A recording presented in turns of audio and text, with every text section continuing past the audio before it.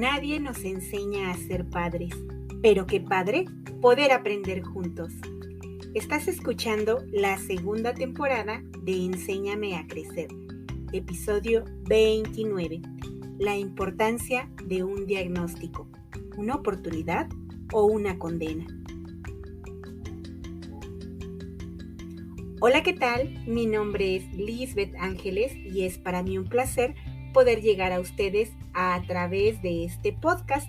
Mi objetivo es apoyar a mamás, papás, cuidadores, maestras, maestros y a todo aquel que desea aprender a través de acciones, sugerencias y estrategias aplicables en el día a día que les permitan acompañar a sus hijos o alumnos en el fascinante viaje por su aprendizaje, porque la meta final es lograr su autonomía.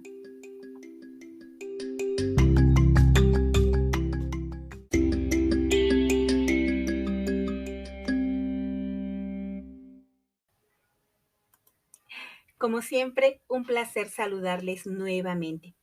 Y quizás se hayan dado cuenta que la semana pasada no publiqué episodio. Y esto fue porque hace 15 días, cuando publiqué el episodio 28, cometí un error en la edición. La realidad es que cada episodio implica una inversión en tiempo. Y justo esos días andaba muy atareada con trabajo, tanto que con tal de cumplir dediqué tiempo a grabar, pero al editar se me fue un fragmento repetido. Y no me di cuenta sino hasta que ya lo había publicado. Entonces, a la carrera tuve que anular la publicación y volver a editar para volver a cargar el episodio ya corregido. Y no les voy a negar que francamente estaba muy molesta por esto conmigo, tanto por haberme atiborrado de actividades como por mi descuido. Pasé varias horas regañándome hasta que con más calma me senté a reflexionar y pensé, a ver, ¿para qué te enojas si se puede corregir? Mejor aprende de tu error. Así que eso hice. Y ya con más calma me senté a elaborar el guión, a grabar y a editar este episodio que hoy está llegando a sus oídos. Y bueno, la verdad es que el aprendizaje sí fue muy valioso. A veces queremos hacer tanto y nos estresamos nosotros o nosotras solas. Y yo ya les había hablado también de lo negativo que es de repente el llenarse de tantas actividades que dejamos lo importante a un lado por hacerlo urgente. Pero pueden tener la certeza de que cada vez que publique un nuevo episodio lo haré con la convicción de que su contenido sea de utilidad. Y para ello, reitero, debo dedicar tiempo, pero sobre todo tener presente que Enséñame a Crecer es un espacio que pretende seguir apoyándoles. Yo les agradecería infinitamente que puedan compartirlo con quienes ustedes consideran que esta información puede ser valiosa, que le estén necesitando. Quizá a lo mejor a mí como tal no me sirve en este momento porque a lo mejor el tema que estamos abordando no es tanto de interés, pero quizá conozco a alguna mamá, alguna maestra, compañera, compañero maestro, a quien le pueda ser de utilidad escuchar esta información. Y entonces, ojalá y puedan seguir recomendando Enséñame a Crecer como un espacio de divulgación que, reitero, no sustituye la consulta, la valoración específica que cada alumno o alumna requiere, pero que sí nos puede dar un poquito de luz y claridad con los temas que abordamos. Y bueno, entonces pasemos al tema que seleccioné para hoy. ¿Cuál es la importancia de contar con un diagnóstico? ¿Qué representa? ¿Una oportunidad o una condena? Y hay un dicho que solemos escuchar: todo depende del cristal con que se mira. Desde luego que al ser este un podcast educativo dirigido a las familias y a las maestras y maestros, pues me refiero a un diagnóstico como el que se suele requerir y u obtener ante la sospecha de una discapacidad, un trastorno, una dificultad severa en el aprendizaje, la conducta, el lenguaje u otra condición que presente algún alumno o alumna. Me gustaría partir del hecho de que, si bien la educación básica en México tiene planes y programas de estudio con un enfoque educativo, la parte médica, clínica y de rehabilitación o terapéutica suelen representar un excelente apoyo a los niños, niñas y adolescentes, por lo que no está peleado uno con otro. Cuando sentimos un malestar físico, por ejemplo, lo correcto debiera ser acudir a un médico a una revisión. El médico general sería el encargado de poder interpretar nuestros síntomas a partir de lo que le decimos y las preguntas que nos va formulando sobre nuestros antecedentes familiares, sobre las enfermedades que hemos padecido, algunos otros malestares que hayamos tenido, entre otras. Y de ser necesario, será el responsable de medicar y solicitar estudios de laboratorio o canalizarnos con un especialista para dar seguimiento a nuestro malestar.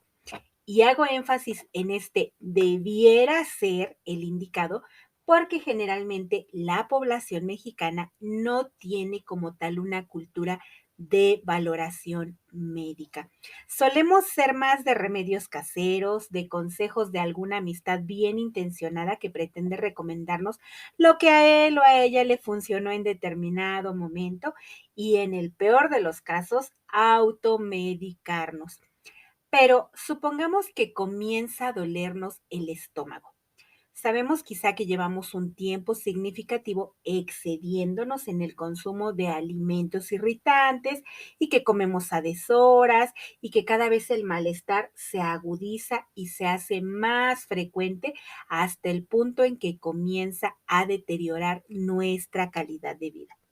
Lo lógico en este caso sería acudir al médico y como pacientes comprometernos a tomar el tratamiento que nos indique, lo cual definitivamente no solo incluirá el ingerir medicamentos, sino realizar acciones que se deben modificar en el estilo de vida.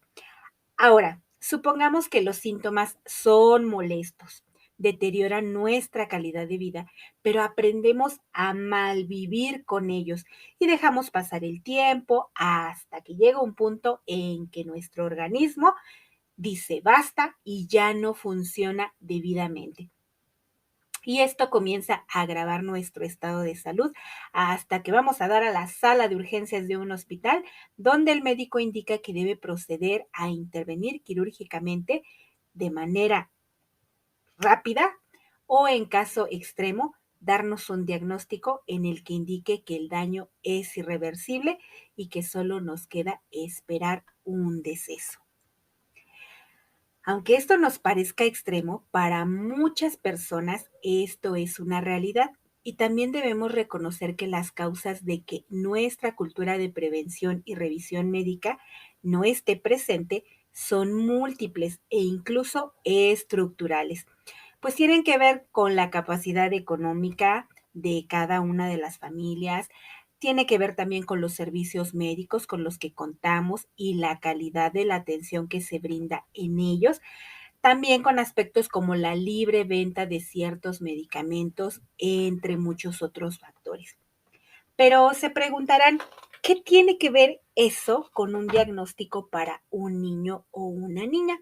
Bueno, una de las situaciones más constantes que me ha tocado ver en estos 20 años de trabajo es precisamente la escasa importancia que las familias suelen dar a un diagnóstico.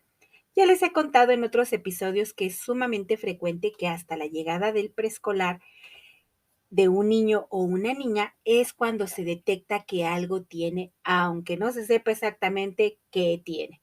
Han sido pocas las familias que inscriben a su hijo o hija al preescolar porque han dado un seguimiento temprano de su condición y son los mismos médicos o terapeutas quienes emiten la recomendación de inscribirlo en una escuela lo más pronto posible y que preferentemente cuente con apoyo psicopedagógico como el que brindan las USAER para que el niño o niña en cuestión se beneficie de la interacción social con las maestras y sus compañeros. En el ejemplo que les acabo de poner de cuando nos sentimos mal, este debiera de ser el proceder correcto para recuperar salud. Sin embargo, muy pocas veces esto se hace Y lo mismo suele suceder con un diagnóstico que requiere un niño o niña para poder superar ciertas dificultades. En la mayoría de los casos, cuando se les informa a las familias que se han detectado algunas dificultades y ciertos rasgos asociados a un posible trastorno o discapacidad, suele suceder que si bien mamá, papá o tutor no tenían conocimiento de lo sucedido, pues regularmente después de varias sesiones de sensibilización e información, acceden a que su hijo o hija sea valorado en una institución pertinente para descartar y o confirmar un diagnóstico y a partir de ello poder dar la atención que necesita. Sin embargo, no siempre nos sucede esto. Hemos tenido familias que ante la evaluación psicopedagógica que realiza la USAER en conjunto con la maestra de grupo y la sospecha de alguna condición que requiere apoyos adicionales, se da una rotunda negativa a que su hijo o hija sea diagnosticada con algo. Siempre les voy a reiterar que los maestros y las maestras, así como el personal que integra las USAER, jamás vamos a emitir diagnósticos.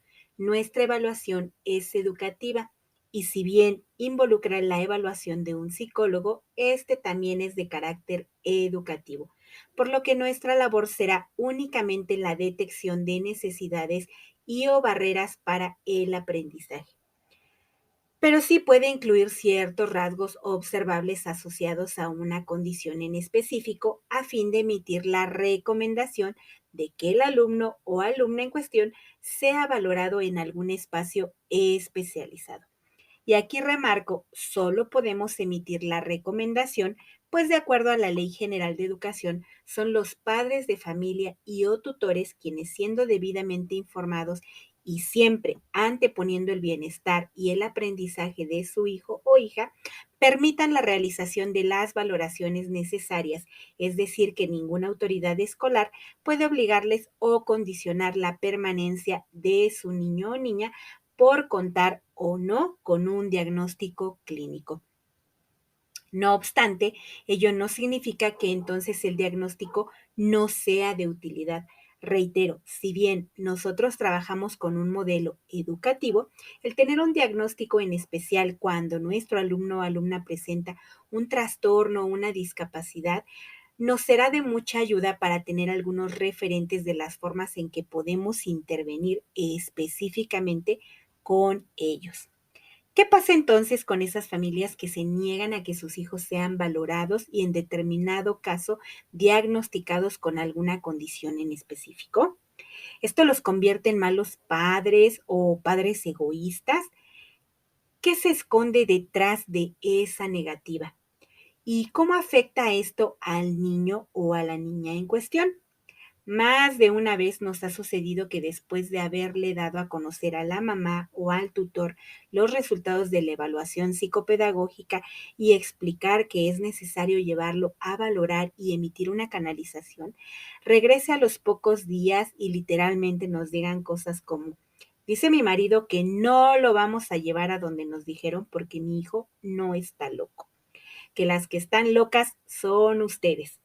Otras veces nos pasa que repentinamente, el niño o niña deja de asistir sin razón aparente a la escuela. O bien nos evaden las mamás y cuando les citamos para dar seguimiento nos dicen cosas como: sí lo llevé maestra, pero no estaba abierto. Me dijeron que no tiene nada.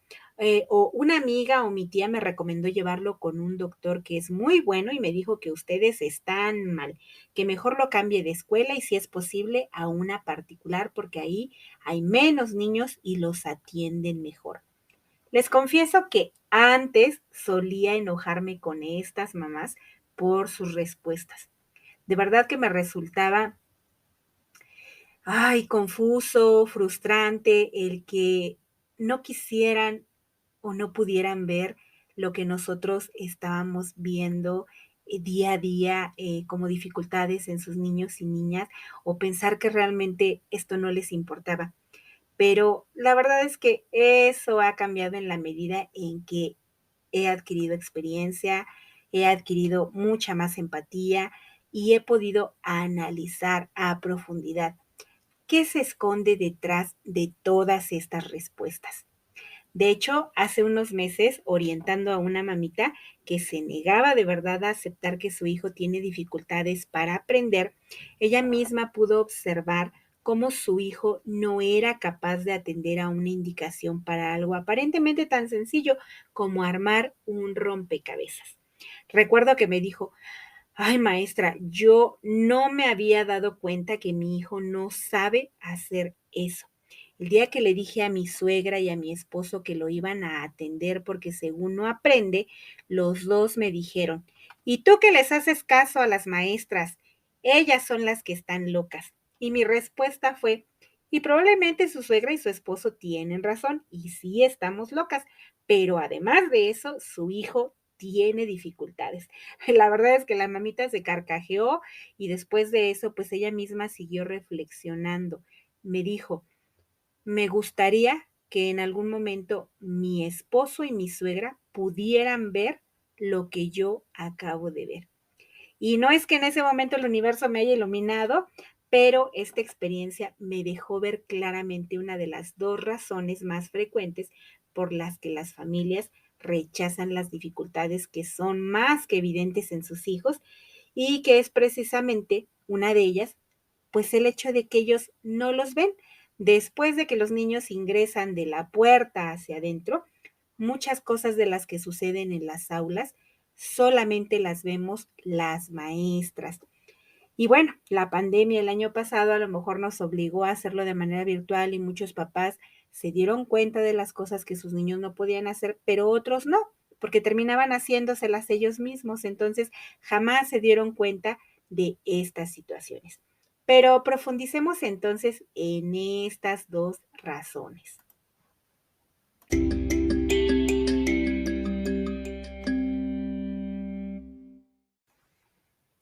Además del evidente hecho de que los papás pues no ven lo que sucede a cada momento cuando ellos no están presentes y cómo sus niños tienen que enfrentarse a diferentes dificultades y resolver problemas por sí solos, bueno, pues suele suceder que cuando una mamá, un papá o la familia rechazan la posibilidad de que su hijo sea valorado, lo que se está haciendo presente es un profundo dolor mezclado con miedo.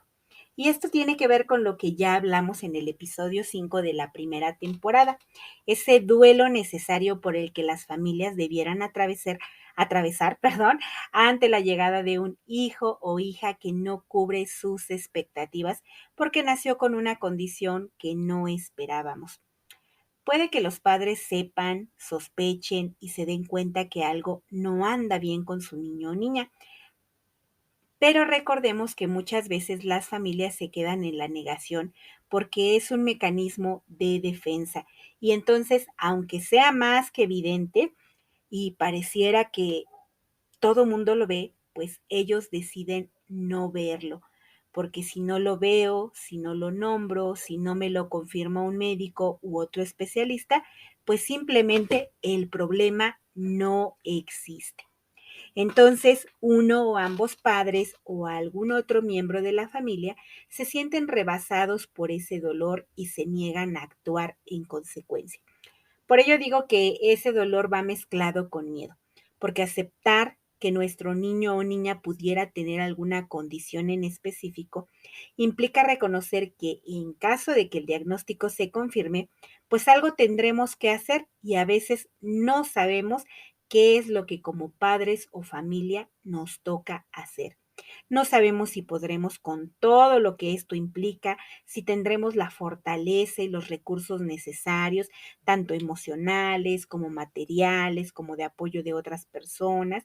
Y entonces, pues nos seguimos negando a atender a esta valoración. Hay mamás que ante este temor nos dicen, maestra, pídame lo que sea. Lo traigo todos los días, lo vengo a acompañar a las clases, hacemos más tarea, todo, lo que sea, pero no me pida que lo lleve con un psicólogo o con un psiquiatra o con un neurólogo. Ante esta negativa, como maestros y maestras, lo que nos toca es informar a la familia precisamente de sus derechos, pero también de sus obligaciones, hacerles saber que como servidores públicos, nosotros, maestros y maestras, y con fundamento en la ley, pues no podemos obligarles a realizar una valoración para su hijo o hija, pero sí es nuestro compromiso hacerles notar que los avances que su niño o niña tengan, pues dependerán entonces de los apoyos y los recursos con que se cuenten tanto por parte de la familia, de la escuela y del propio alumno o alumna.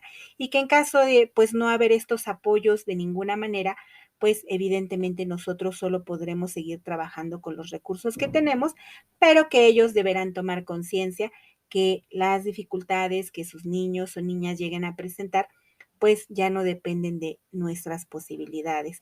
Hay maestros, hay maestras que de repente se nos angustian y de repente se desesperan y nos dicen, es que ya hablé con la mamá y ya le insistí y ya le dije de una y mil maneras y no me entiende y entonces, ¿qué puedo hacer?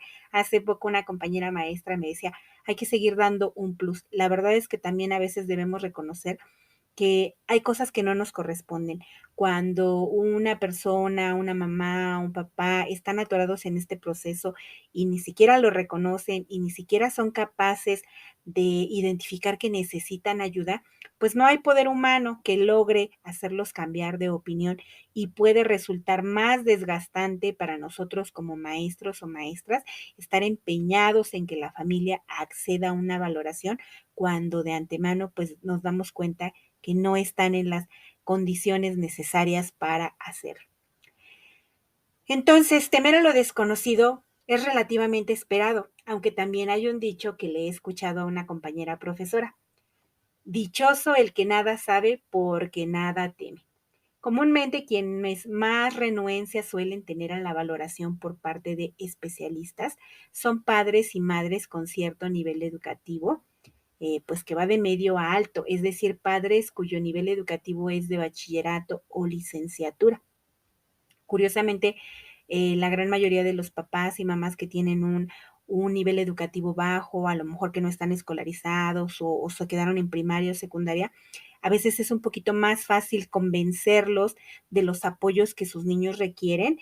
Y esto es porque también ellos se dan cuenta, ¿no? Y lo reconocen y nos dicen, maestra, pues yo nada más estudié hasta tal grado, no voy a poder apoyarle a mi niño, a mi niña en determinado momento.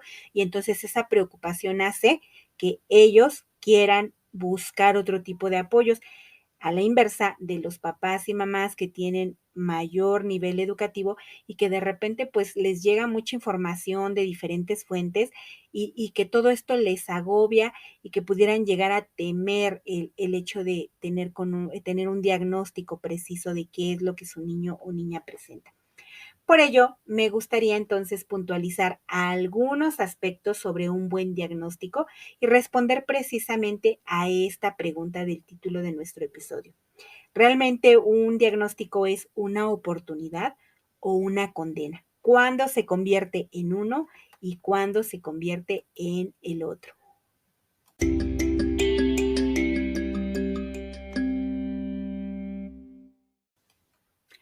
Número 1.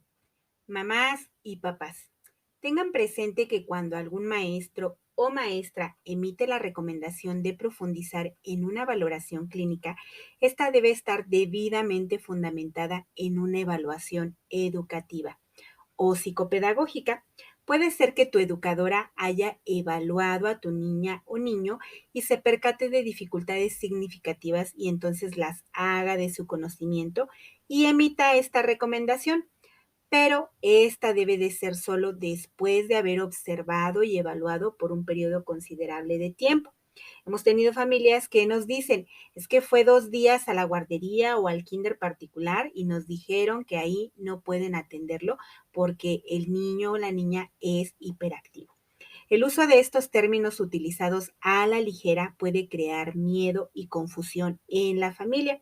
Si la escuela a la que asiste tu hijo o hija cuenta con el servicio de USAER, esta recomendación solo se emitirá después de haber realizado la evaluación psicopedagógica en la que participaron los distintos especialistas de la USAER y reitero, es solo una recomendación en beneficio de tu hijo o hija.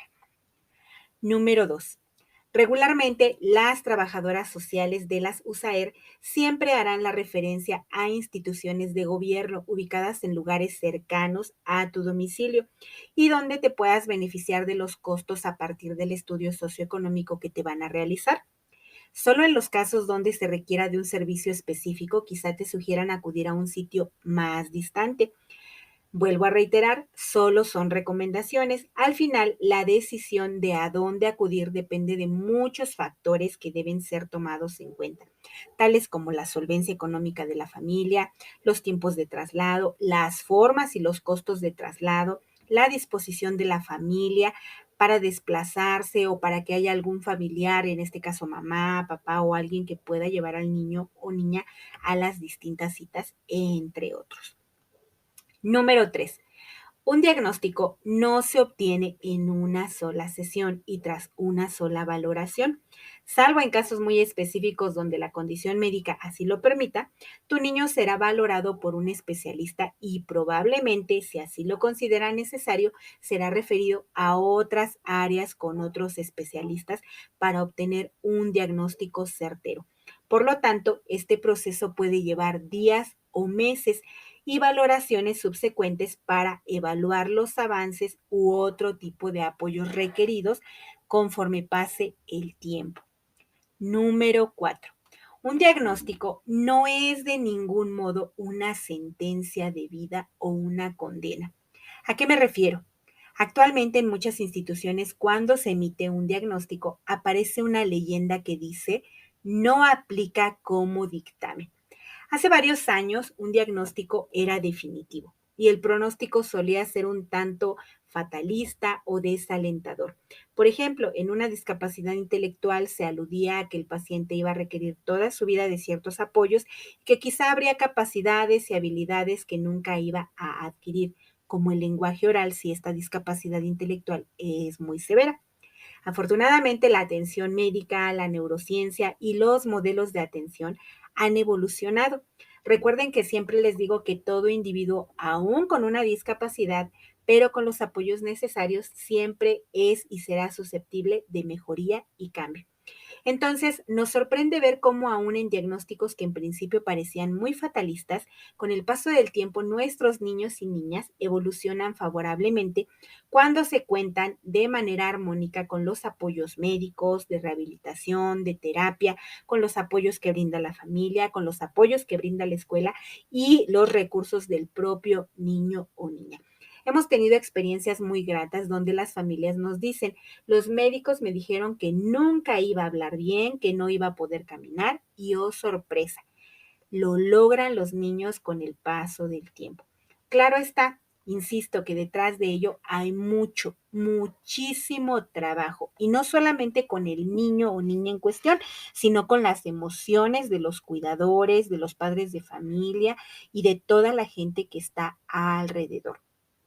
Hace muchos años solía ser muy común entonces que estos dictámenes aplicaran precisamente como eso, como una condena, como una etiqueta que durante toda su vida los niños y niñas iban a cargar. Y recordarán que en alguno de los episodios les conté, precisamente esta era una de las razones de por qué las familias los escondían dentro de sus casas y no los llevaban ni siquiera a las escuelas o a los hospitales o a otros lugares donde pudieran recibir apoyos o rehabilitación. Hoy en día, afortunadamente, esto está cambiando y los ejemplos de que son los niños mismos quienes nos van a dar las pautas de hasta dónde pueden llegar y evolucionar, pues son muchos. Pero reitero, implica mucho compromiso de todas las partes involucradas. Número 5. Cuando acudimos a una valoración puede suceder que la sospecha sea descartada o bien sea confirmada. El diagnóstico entonces nos servirá para saber lo siguiente.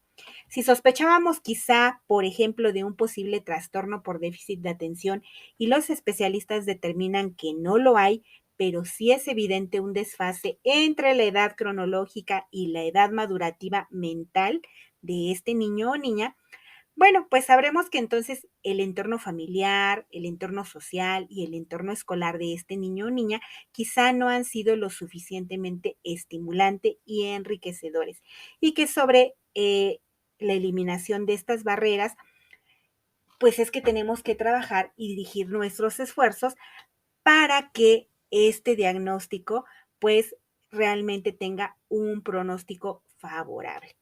Si por el contrario el diagnóstico se corrobora como en este mismo ejemplo, pues sabremos qué rumbo tomar. Quizá nuestro niño está siendo etiquetado como flojo, como grosero, como indisciplinado y muchas otras cosas más. Y entonces el diagnóstico nos permitirá saber que hay aspectos que no están bajo el control de nuestro niño o niña, perdón, y que requiere de ciertos apoyos en diferentes espacios donde se desenvuelve y que debemos proporcionárselos en lugar de regañarlo, de castigarlo o discriminarlo. Número 6. Mamás y papás. Tengan en cuenta que en algunos casos los especialistas pueden sugerir un tratamiento farmacológico para ayudar al paciente.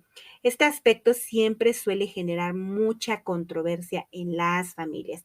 Hay quienes se agobian cuando les explican que les van a suministrar algún medicamento porque las sustancias como la dopamina o la serotonina en el cerebro no se están produciendo debidamente.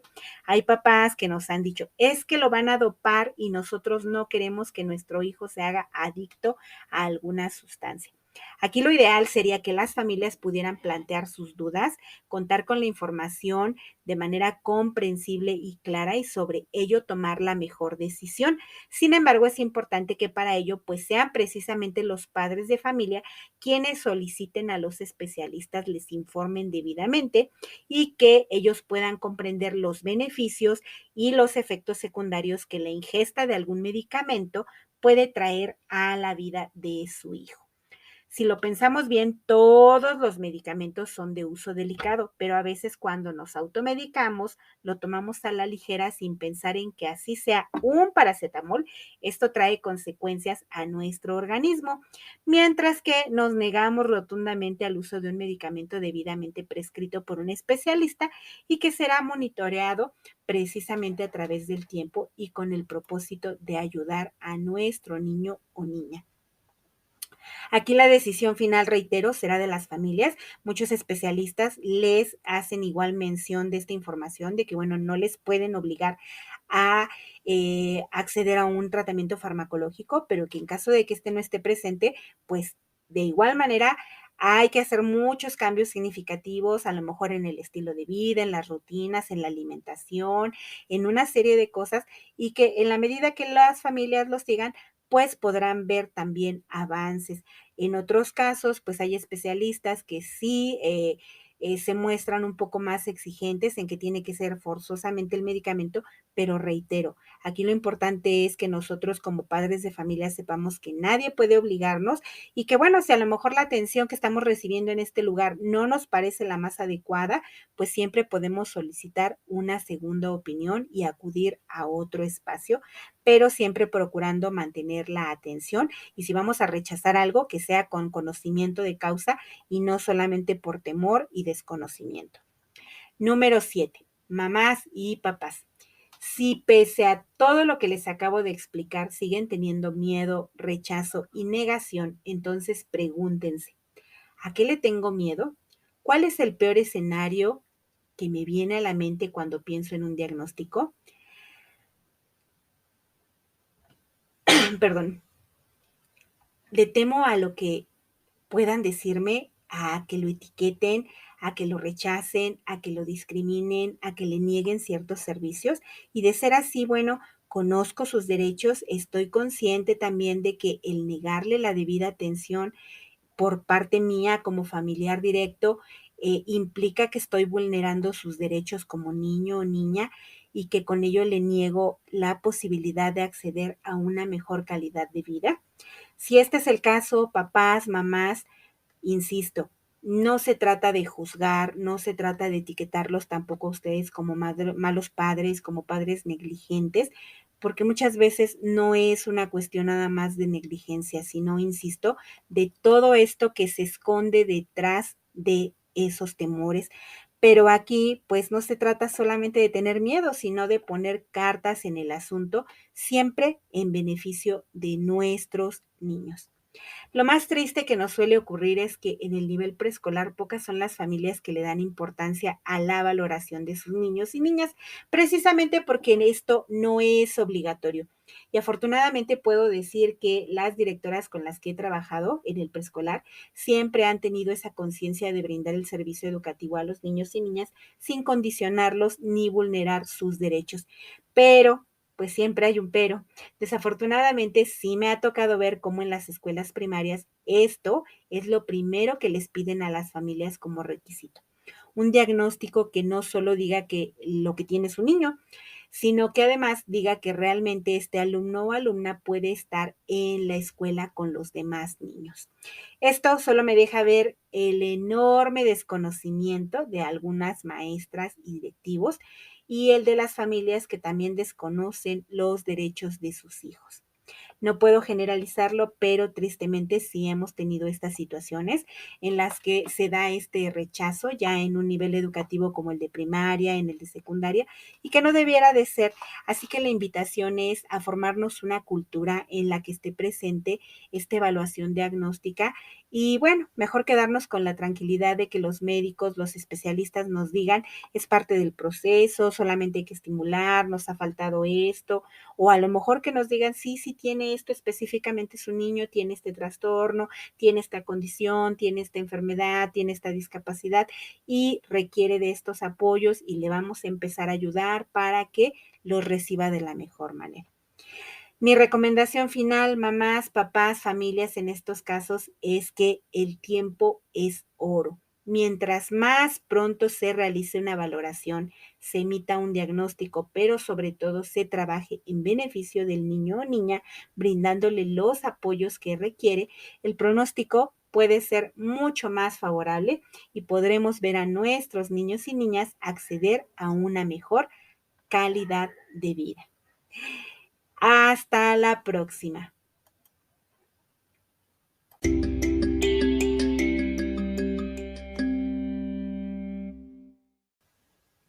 Estuviste escuchando Enséñame a crecer.